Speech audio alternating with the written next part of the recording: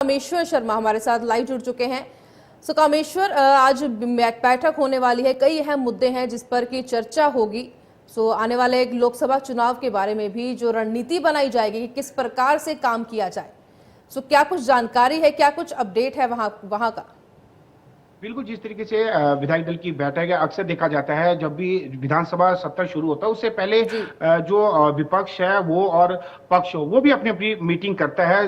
किस तरीके से जो जिस तरीके से मानसून सत्र हुआ था, अब जिस तरीके से बजट सेशन कोई भी सत्र होता है उससे पहले एक डेकोरम बना होता है कि जो बैठक का आयोजन किया जाता है। इसमें खासकर देखा जाएगा जिस तरीके से भाजपा जो इस बार पक्ष को घेरने का पूरा प्रयास करेगी, क्योंकि जिस तरीके से जो आपदा हिमाचल प्रदेश में आई इससे प्रदेश में अत्यधिक नुकसान हुआ है और खासकर जिस तरीके से सेंटर से पूरी मदद दी जा रही है, वही लगातार जो प्रदेश के मुख्यमंत्री सुखविंदर सिंह सुक्खू, प्रतिभा सिंह जो कि सांसद है और कांग्रेस प्रदेश अध्यक्ष है, वो अन्य कैबिनेट मंत्री लगातार ये आरोप लगा रहे हैं कि केंद्र से अभी तक कोई भी मदद नहीं मिली। वही लगातार जो नेता प्रतिपक्ष जयराम ठाकुर या अन्य जो भाजपा नेता वो लगातार कह रहे हैं कि केंद्र की ओर से पूरी मदद की गई। वहीं अगर बात की जाए जिस तरीके से प्रकाश नड्डा जो कि भाजपा प्रदेश राष्ट्रीय अध्यक्ष है वो भी आए थे, उस दौरान उन्हें तत्काल प्रभाव से 200 करोड़ दिए गए। ऐसे में रणनीति बनाई जाएगी, घेरा जाएगा और जो सत्र लेट चला है इसको लेकर भी जो विपक्ष है वो पक्ष को घेर सकता है, क्योंकि जो सत्र था वो अक्सर देखा जाता था कि जो अगस्त है उसके आखिरी माह और सितंबर के पहले सप्ताह में समाप्त हो जाता था। लेकिन अभी जो सत्र है वो 18 से 25 तक चला है, जो कि सत्र लेट हुआ। ऐसे में नेता प्रतिपक्ष का कहना है कि जिस तरीके से हिमाचल प्रदेश में जो आपदा आई है उसमें सरकार पूरी तरह से तैयार नहीं थी। ये बात भली भांति जानते हैं कि 52 वर्षों के बाद हिमाचल प्रदेश में इतना अधिक आपदा आई है, जिसमें अगर देखा जाए तो 10,000 करोड़ से अधिक का नुकसान हो चुका है। अगर हम बात करें 23 जून से अभी तक हिमाचल प्रदेश में लगभग 398 लोगों ने अपनी जानें गंवाई, वहीं 371 लोग अत्यधिक घायल हुए। ये डाटा जो है आज से 25 साल का भी हम डाटा देखते तो ये सर्वाधिक है। अगर घरों की बात की जाए तो 2546 घर पूरी तरह से टूट चुके हैं, वहीं आंशिक रूप से 10,849, ये जो बहुत बड़ा आंकड़ा है। ऐसे में जो सरकार है, विपक्ष का कहना है कि सरकार पूरी तरह से तैयार नहीं थी। अगर दुकानों की बात की जाए तो 317 और जो गौशाला है 5,644, जो ये आंकड़ा है सर्वाधिक है। और लगातार जो विपक्ष है वो पहले भी घेरी थी और जो सत्र शुरू होगा इसमें भी घेरने का प्रयास करेगी, क्योंकि जो आपदा के दौरान जिस तरीके से जो लैंडस्लाइड वाले क्षेत्र है, अगर बात की जाए जो एनएचआई का जो कार्य है, जो कटिंग 90 डिग्री में किए जा रहे हैं उसमें लगातार लैंडस्लाइड हुआ, उनका कार्य उत्कृष्ट था।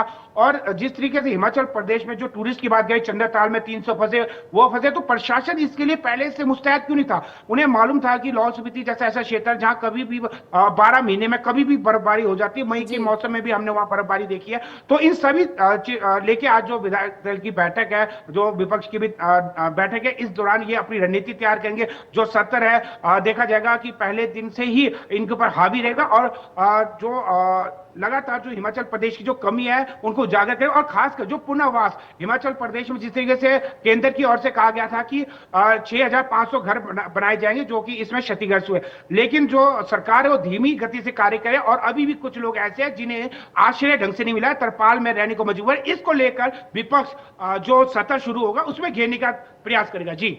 जी, जैसे कि जो मानसून सत्र शुरू होने वाला है और इस बैठक में कौन कौन से लोग शामिल होंगे, कौन कौन से विधायक लोग हैं जो इसमें शामिल होंगे और अहम मुद्दे कौन से होंगे जिस पर कि इस बैठक में आज चर्चा की जाएगी? इसमें अमूमन देखा गया है जिस तरीके से जो भाजपा की अपनी बैठक होती है उसमें जो भाजपा के 25 विधायक जीते ऑलमोस्ट मैक्सिमम पूरे होते हैं। कई बार ऐसा हो सकता है कि किसी का आवश्यक कार्य हो, एक दो विधायक नो अक्सर देखा जाता है कि 95 से अधिक, जिस तरीके से जैसे पक्ष की अगर बैठक होती है, विधायक दल की बैठक होती है, तो उसमें भी देखा जाता है कि एक या दो विधायक नहीं हो सकता, वो भी किसी आवश्यक कार्य से। अमूमन देखा गया हमेशा जितनी आज तक जो बैठकें हुई है जो सत्र से पहले होती है, तो उसमें लगभग 95% विधायक इसमें उपस्थित होते हैं। और जो घेरने की बात है, जिस तरीके से विपक्ष इस चीज पे घेर सकता है कि लोगों को पुनर्वास, यानी कि जो लोगों के घर क्षतिग्रस्त है उन्हें पूर्ण रूप से घर मुहैया नहीं करवाएंगे, कईयों को धनराशि नहीं देगी। अगर बात की जाए जो भाजपा प्रदेश अध्यक्ष डॉक्टर राजीव बिंदल के क्षेत्र में भी बताया गया था कि जो लोगों का मकान क्षतिग्रस्त है उन्हें 5-5 हजार दिया जा रहा है, जबकि मुख्यमंत्री सुखविंदर सिंह सुक्खू ने घोषणा की हम 1 लाख देंगे।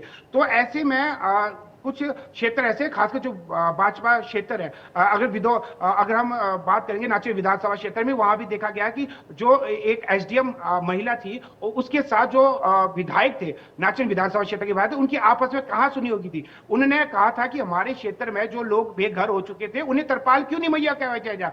लगातार सरकार जो बड़े बड़े दावे कर रहे हैं कि हम सभी लोगों का आश्रय दे रहे हैं, उनका रहने खाने का पीने का इंतजाम करें, लेकिन कुछ लोग ऐसे हैं उन्हें सुविधा नहीं दी। खासकर उन क्षेत्रों में पक्षपात किया जा रहा है जहां पर भाजपा के विधायक जीत के आए।